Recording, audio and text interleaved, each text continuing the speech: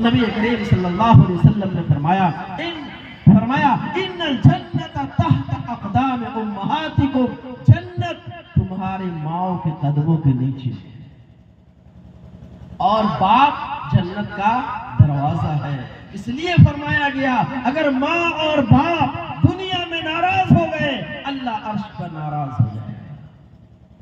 اب بتائیے ہم میں سے کتنے لوگ ہیں جو اللہ کو ناراض کر بیٹھے، ماں باپ کو جھاڑ دیتے ہیں، گالی تک دے دیتے ہیں، کتنے ظالم لوگ ایسے ہیں۔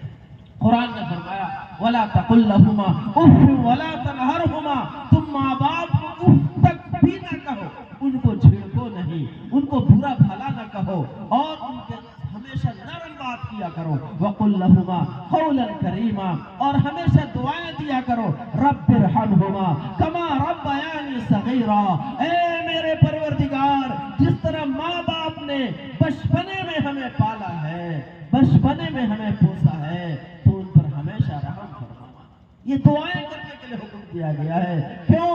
اس لیے کہ ماں باپ وہ عظیم تحفہ ہیں جو فوت ہو جائیں گے، دوبارہ ملنے والے نہیں۔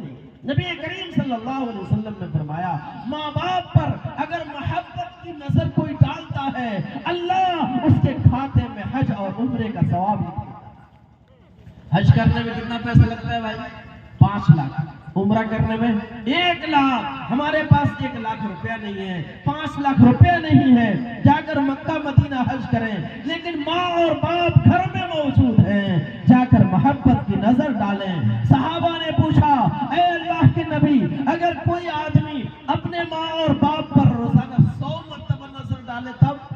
کہا اللہ کی رحمت اس سے بڑی ہے، اللہ 100 حج عمرے کا ثواب ہے۔ کتنی بڑی بات ہے، ماں باپ گھروں میں موجود ہیں، ہم محبت کے لیے ترس رہے ہیں، بات کرنے کے لیے ترس رہے ہیں، ہمارے پاس ٹائم نہیں ہے۔ نہیں دوستو، ماں باپ کو ٹائم دیں، ان کے پاس بیٹھیں، ان کی خدمت کریں، پاؤں دبائیں، ان کی محبت لیں، ان کی دعائیں لیں، محبت کی نظر ڈالیں۔ ماں باپ جس سے راضی ہو گئے، اللہ عرش پر راضی ہو جائے گا۔ ماں باپ جس سے ناراض ہو گئے، اللہ اس سے ناراض ہو جائے گا۔ روایت کے اندر آیا ہے، صحابہ کرام کا زمانہ ہے، ایک صحابی جن کے موت کا وقت قریب آ گیا، زبان سے کلمہ جاری نہیں ہے۔ دیکھیے کتنا عبرت آمیز یہ واقعہ ہے، صحابی رسول ہیں، ان کے موت کا وقت قریب آ گیا، زبان سے کلمہ جاری نہیں ہو رہا ہے۔ ان کی بیوی نے نبی صلی اللہ علیہ وسلم کو کہلا بھیجا کہ اللہ کے نبی یہ صورتحال ہے، آقا صلی اللہ علیہ وسلم تشریف لائے۔ کہا کہ ماں زندہ ہے؟ کہا ہاں زندہ ہے۔ آپ بلایا جائے۔ ماں کو بلایا گیا، کہا بیٹے کو معاف کر دو۔ نوجوان لوگ خاص طور سے سنیں اس واقعہ کو، عبرت حاصل کریں۔ کہا کہ بلاؤ ماں کو۔ ماں سے کہا بیٹے کو معاف کر دو۔ کہا معاف نہیں کریں گے۔ کہا کیا بات ہو گئی؟ کیا بات ہو گئی؟ یہ آج ہر گھر کی بات ہے۔ کہا کہ سنیے اے اللہ کے نبی، جب سے میرے بیٹے نے شادی کیا ہے، ہمیشہ میری بات کو پیچھے رکھتا ہے، اب بیوی کی بات کو آگے رکھتا ہے، بیوی کی بات کو آگے رکھتا ہے، میری بات کو پیچھے رکھتا ہے، اس لیے میں ناراض ہوں، میں معاف نہیں کروں گی۔ آج سماج میں اس مجمع میں لوگ بیٹھے ہوں گے جو اپنی بیوی کی بات کو اوپر رکھتے ہیں، ماں کی بات کو پیچھے رکھتے ہیں۔ آقا صلی اللہ علیہ وسلم نے فرمایا سنو، لکڑیوں کو جمع کیا جائے۔ لکڑیاں جمع کی گئی، آگ لگا دیا گیا، ماں کو بلایا، کہا دیکھو یہ آگ جل رہی ہے، تمہارے لال کو اس میں جلانے جا رہا ہے۔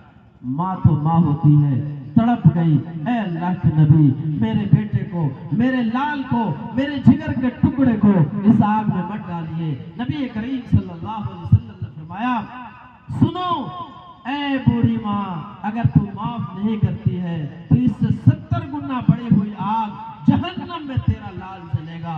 ماں نے کہا اے اللہ کے نبی آپ گواہ رہیے، میں اپنے بیٹے کو معاف کرتی ہوں۔ ماں نے جیسے معاف کیا، بیٹے کی زبان پر کلمہ جاری ہوا، روح پرواز کر گئی۔ ماں باپ ناراض ہو جائیں، موت کے وقت کلمہ بھی نصیب نہیں ہوتا۔ کتنی بڑی بات ہے۔ اس لیے ماں باپ جو ہے آج ہم سبوں کے لیے غنیمت ہے۔ ماں باپ کی قدر کریں، ان کا احترام کریں، ان کا آدر سمان کریں۔ آج جو میں نے بتایا